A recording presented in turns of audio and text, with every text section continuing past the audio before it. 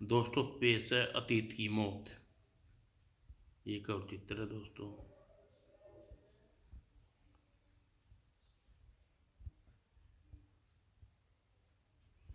राकेश उर्फ राकी एक शातिर अपराधी था। आज सुबह एक अपराध करने के जुर्म में अदालत में खड़ा था। मुजरिम राकेश उर्फ राकी शहर में कानून व्यवस्था बनाए रखने के उद्देश्य से तुम 3 वर्ष का तड़ीपार किया जाता है। कुछ देर बाद अदालत से बाहर तुम्हारे पास 24 घंटे का समय है राकी।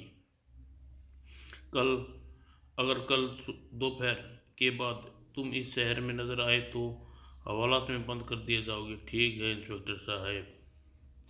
और पुन कुछ देर बाद यह शहर छोड़कर जा रहा कहाँ जाऊंगा। मेरे पास इतना पैसा नहीं है 3 वर्ष तक दूसरे शहर में जाकर रह सकूं।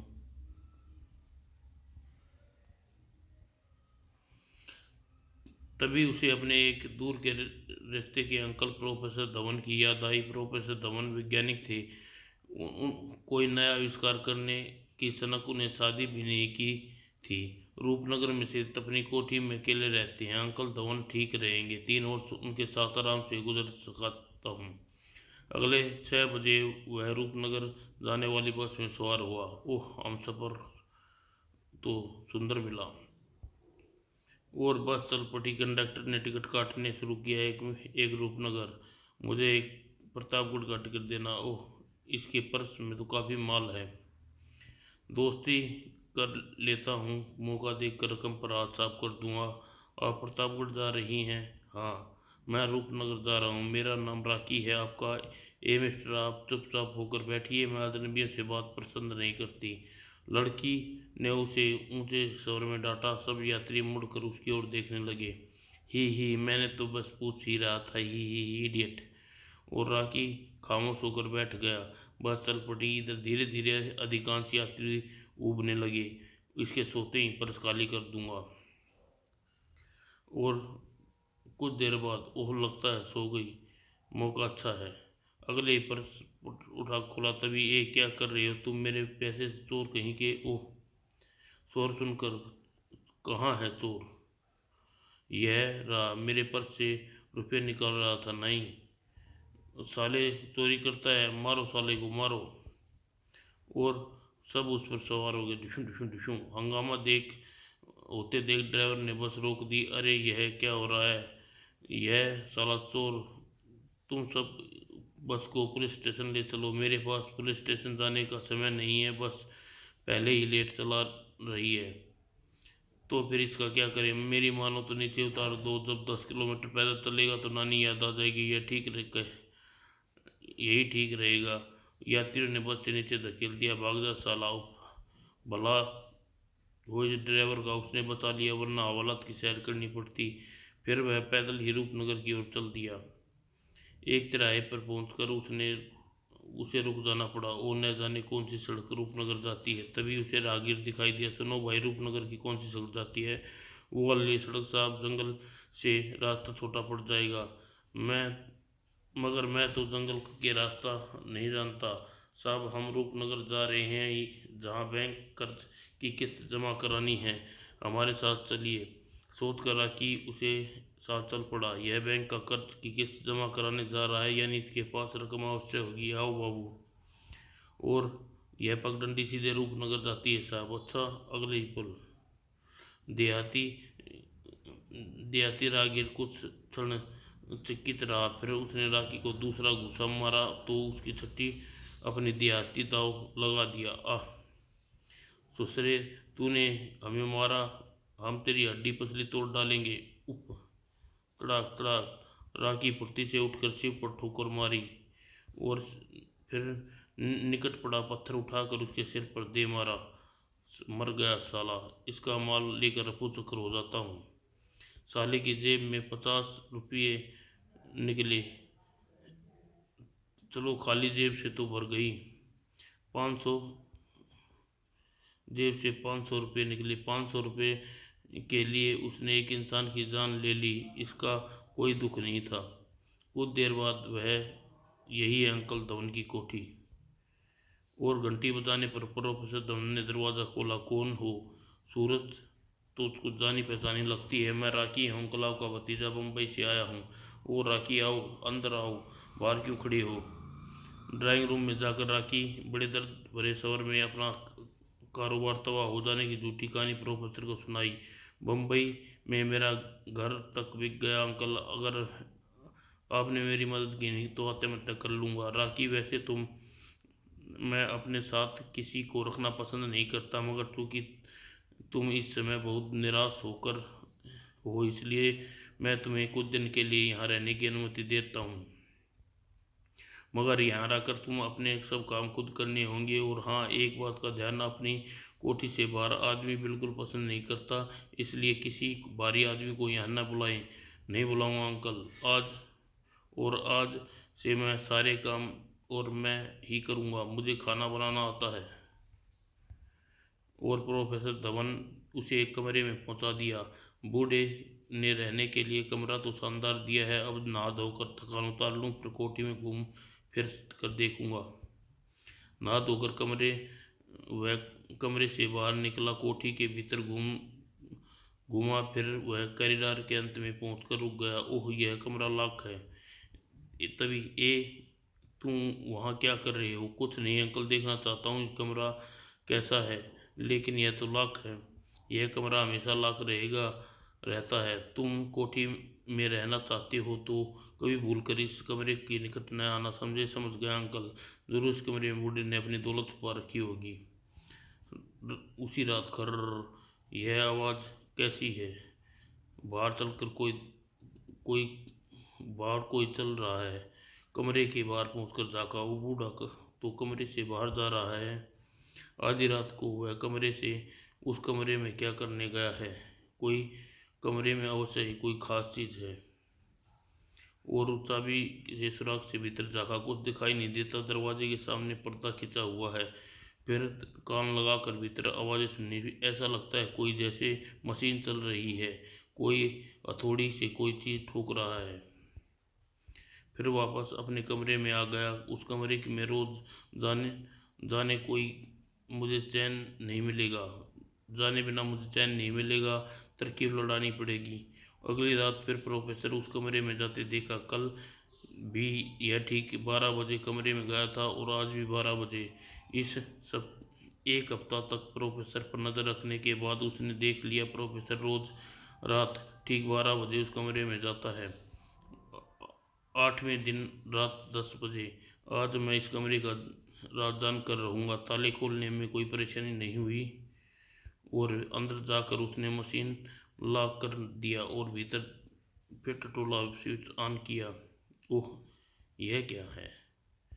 ओह, यह तो किसी तरह मशीन लगती है जो बूढ़ा सन की किसी आविष्कार में लगा हुआ है। निराश होकर वापस लौट जाने के लिए मुड़ा। अलमारी में हो सकता है बूढ़े ने अपनी दौलत छुपा कर रखी हो। फिर उसने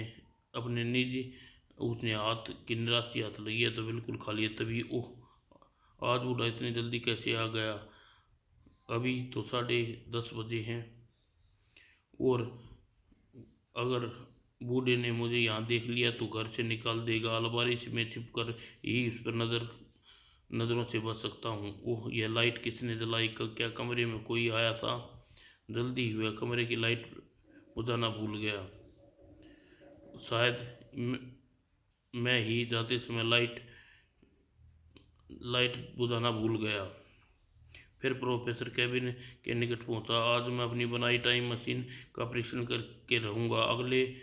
सबसे पहले इस बिल्ली को अतीत में भेजूंगा। टाइम मशीन बूढ़ा छटिया गया है और प्रोफेसर ने बिल्ली को केबिन में लगी एक कुर्सी पर बैठा दिया और स्विच बोर्ड में लगे डायलो बटनों के साथ इधर उधर घुमाने लगा। और सिर्फ 5 वर्ष पीछे भेजता हूँ। और प्रोफेसर ने कंट्रोल जैसे ही यंत्र उठाया, कैबिन से बाहर आ गया। गुड बाय बिल्ली मौसी, अब तुम अतीत में सैर करने जाने वाली हो। और प्रोफेसर ने रिमोट का लाल बटन दबाया और स्विच दबाते ही बोर्ड पर लगा तेजी से जलने बुझने लगा। अगले ही पल भड़ाक, बिल्ली वहीं चौध समाप्त हुई। वाह, मेरा परीक्षण सफल हो गया। ओ माय गॉड, बिल्ली कहाँ गई? क्या सन की सचमुच टाइम मशीन का आविष्कार कर लिया? मैं सफल हो गया। इस टाइम मशीन मैं महान हूँ। टाइम मशीन द्वारा अतीत में जाने का परीक्षण सफल हुआ, लेकिन अतीत में से वापस वर्तमान में लौटने का परीक्षण अभी मुझे करना है। यह परीक्षण मैं खुद अपने अपने आप पर करूँगा। कुर्सी पर बैठकर उसने स्विचों को सेट करने लगा। मैं सिर्फ एक दिन पीछे जाऊंगा और देखूंगा वहां से लौटकर वर्तमान में आ सकता हूँ या नहीं। और टाइम सेट करने के बाद उसने रिमोट का बटन दबाया और अगले ही पल ओ माय गॉड, बुढ़ा भी गया। और ओह चमत्कार, चीज कोई सोच भी नहीं सकता टाइम मशीन चीज जैसी चीज भी हो सकती है। बूढ़े ने कमाल कर दिखाया। तभी तुम तुम यहाँ कब आए? यह सब बेकार ये ये सब बेकार है अंकल। बस मैं समझ लीजिए कि मैं आपके अदृश्य इस अद्भुत आविष्कार का परिचित हो चुका हूँ। आप सचमुच अतीत की सैर करके आ रही हैं। अब अब देखने ही लिया तो छुपाने में कोई फायदा नहीं। हाँ रॉकी, मैं अतीत से लौट कर आया हूँ। मैंने टाइम मशीन बनाकर सिद्ध कर दिया है कि मैं युग का महान वैज्ञानिक हूँ। अब मुझे विश्व भर में अपना डंका बज जाएगा और इतनी प्रसिद्धि मिलेगी कि सिर्फ भारत पर सिर्फ प्रसिद्धि से पेट नहीं भरता। अंकल, आपने इस आविष्कार से दौलत कमाने के विषय में सोचो। मुझे दौलत का लालच नहीं है रॉकी। अपनी इस टाइम मशीन से सरकार के हवाले कर दूंगा और इससे मेरे साथ मेरे देश का भी सम्मान और विश्व में बढ़ेगा। ठीक है, जो दिल में आए कीजिए, मगर मुझे यह बताइए, यह मशीन टाइम काम कैसे करती है? अतीत में जाने जाने से पहले रिमोट को हाथ में रखना पड़ता है। इसमें दो स्विच हैं। लाल स्विच दबाने से मशीन अतीत में भेज देती है और हरा स्विच दबाने से वर्तमान में वापस आ जाते हैं। कैबिन के भीतर पर कंट्रोल बोर्ड में एक कंप्यूटर जुड़ा हुआ है जिसमें विश्व भर का हर देश की अतीत काल है। वहाँ शहरों की जानकारी मैंने फीड कर दी है। अतीत में जहाँ जाना है उस युग का शतान जानकारी कंप्यूटर में सेट करो और कुर्सी पे बैठकर बटन दबा दो, बस पहुँच गए अतीत में। अब चलो यहाँ से मैं तुम्हें कुछ अपने मित्रों को फ़ोन करके उसे यहाँ आविष्कार दिखाने के लिए बुला लेना चाहता हूँ। इसकी ज़रूरत नहीं है अंकल। यह रिपोर्ट मुझे दो। क्या करती हो? अब तुम्हें जिंदा रहने का कोई ज़रूरत नहीं है बूढ़े। प्रोफेसर की गर्दन पर पैर रखकर जोर से दबाया। अगले ही पल उसकी गर्दन की हड्डी टूट गई और प्रोफेसर के प्राण निकल गए। हाँ हाँ, अब यह टाइम मशीन मेरी है। इसके द्वारा मैं दुनिया के सबसे अमीर आदमी व्यक्ति बन जाऊंगा। मगर इसकी लाश को कहाँ छुपाना होगा? तभी मैं कितना मूर्ख हूँ भला। टाइम मशीन के होते हुए लाश छुपाने की क्या चिंता, क्या जरूरत है? और लाश को कैबिन के भीतर कुर्सी पर रखा और कंप्यूटर में 5 वर्ष पूर्व का समय सेट किया और कैबिन से बाहर आकर रिमोट का बटन दबाया। भड़ाक। हाँ हाँ, बूढ़े की लाश 500 वर्ष पहले युग में जाकर गिरी होगी। टाइम मशीन आविष्कार खुद भी अतीत का अंग बन गया। अब मुझे उसकी हत्या का आरोप नहीं लग सकता। जब मैं लाश में भला हत्या ही हुई कहाँ है? हा हा हा। और खुद को कैबिन में पृष्ठ हो गया। अब जरा मैं अतीत की सैर करके आता हूँ। 400 वर्ष पूर्व युग में चलता हूँ जहाँ भारत के मुगल साम्राज्य राज करते थे। कंप्यूटर उसके 400 वर्ष का समय सेट कर दिया और फिर रिमोट का बटन दबाती ही ओह, मैं कहाँ पहुँच गया। और हे भगवान, इसमें तो सचमुच मुगल काल में हूँ। दुकानें बाजार ऐसा लग रहे हैं जैसे सपना देख रहा हूँ। तभी वह चौंका। जरा जरा इसका लिबास देखो। यह लोग मुझे देखकर हैरान क्यों हैं? कहाँ से आया है? कौन है? मुझे यहाँ से चल देना चाहिए वरना लिबास के कारण अलग दिख रहा हूँ। और हटो राहगीरों, शाही सिल रसीला आ रहा है, रास्ता छोड़ दो, हट जाओ। और फिर रास्ता दौड़कर किनारे हो गई और मुगल फौजियों की टुकड़ी, शायद उस रिसाला कहा जाता था, और शाही रिसाला गुजर गया और स्थिति सामान्य हो गई। राकी बाजार में घूमा, फलों की दुकान के सामने रुक गया। कितने ताजे फल हैं, अंगूर, तो मुंह में पानी आ गया। और दुकानदार ने फलों की टोकरी के बदले ग्राहक को एक सुनहरा सिक्का वसूल किया। ओह, यह तो सोने की असरफी है।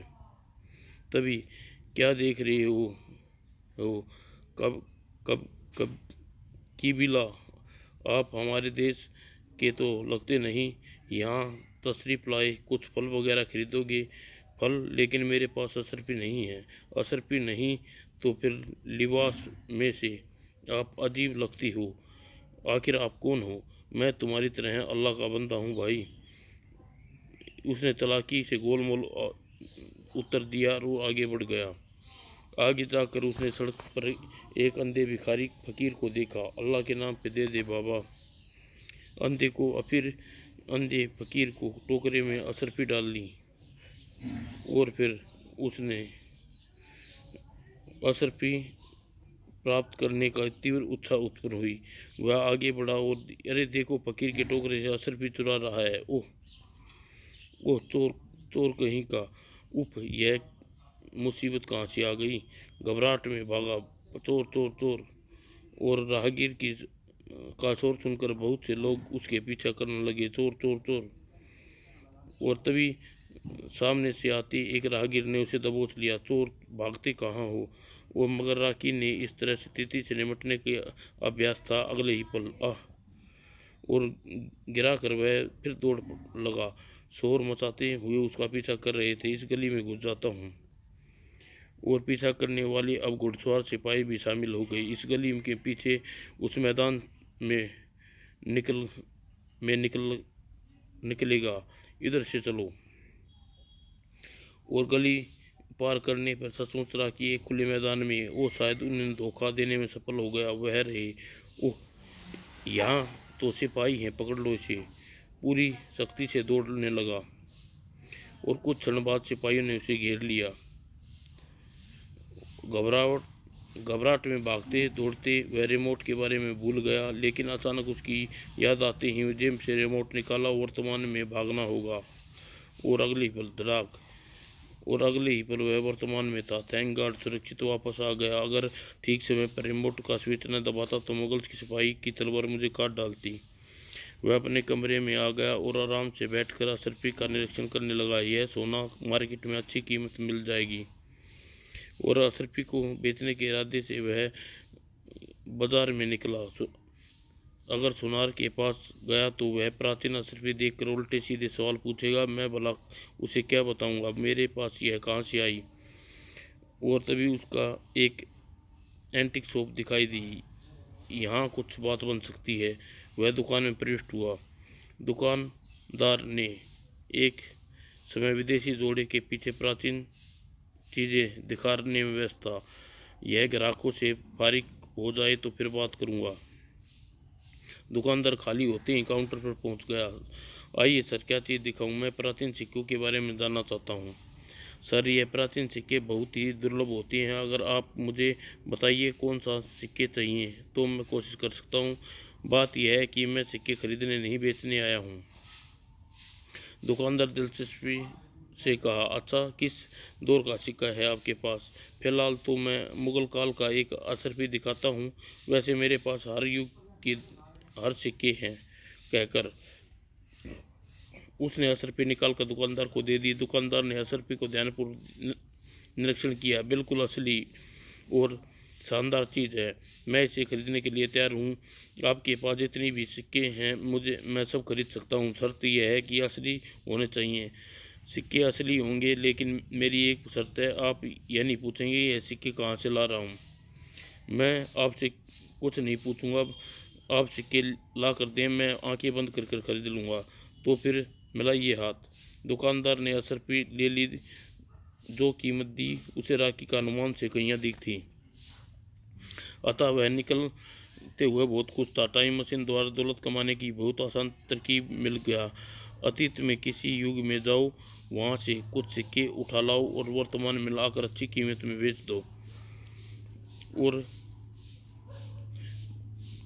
दुकानदार ने उसे सन 1902 के कुछ सिक्के मांगे थे, इसलिए उसने 1902 में जाने का फैसला किया। अब 90 वर्ष पीछे जाना, उस समय चांदी के रुपये चलता था, वही दुकानदार को चाहिए। और कुछ देर बाद वह सन 1902 में आ गया। अब इन सिक्कों को प्राप्त करूं, क्या किसी से छीन लूं? बाजार में हटकर एक शराब खाना दिखाई दिया। यहाँ तो पुरानी शराब मिल सकती है, पहले 1-2 पैक पीता हूँ। और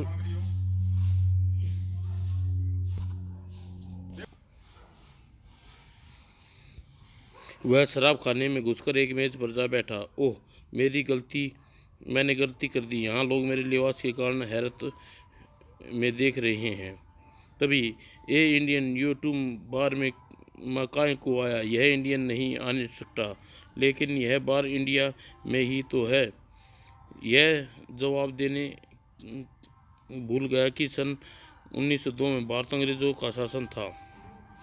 उसका मतलब सुनकर अंग्रेज क्रोध से भर उठा। यू इंडियन डॉग, जमाना डाटा है ट्रैक, यू ब्लास्ट, तेरा खून पी जाएगा। और लेकिन जैसे ही अंग्रेज ने दूसरी ठोकर मार पांव घुमाया, इसकी टांगे तोड़ दूंगा साले दुश्मन, वो धाड़। और राकी क्रोध उठ गया। ए स्टॉप, छोड़ दो। राकी क्रोध से पागल हो गया और दूसरे व्यक्ति को पीटना शुरू कर दिया।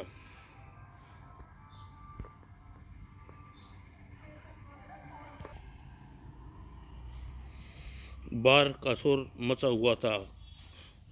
कॉल दी पुलिस, लगता है तुम इंडियन पागल हो गया है। ओह, एक बार फिर राकी ने जब अंग्रेज को नीचे गिरा दिया, वो सिक्के और उस लड़ाई भूलकर तुरंत सिक्के चुनने लगा। इन्हीं के लिए तो मैं यहाँ आया हूँ। तो पुलिस, तभी इंस्पेक्टर, अरेस्ट हिम। और राकी ने तनिक विचलित नहीं हुआ। उसने बड़े इम्तिहान से जेब से रिमोट निकाला और स्विच दबा दिया। ओ गॉड। और फिर वर्तमान में पहुंचने के बाद मैं वहाँ की लड़ाई मोल लेकर मूर्खता की आगे इस तरह मौके पर बचना होगा। और फिर उसने अतीत में जाकर अपने काम करने का तरीका बदल लिया और वह रिमोट का अपने हाथ में रखता और किसी के हाथ से सिक्के देखता, उस लपक लेता और फिर भड़क।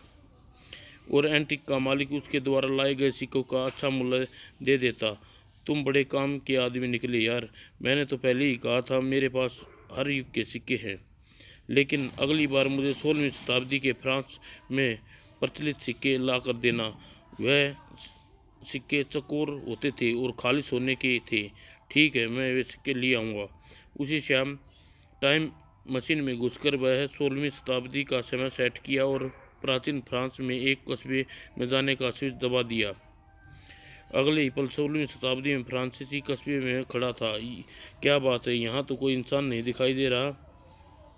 और टहलता हुआ आगे एक दुकान के सामने रुक गया। भीतर कोई दिखाई दे नहीं रहा। शायद कुछ सिक्के मिल ही जाएं। और दुकान में घुसते ही एक लाश दिखाई दी।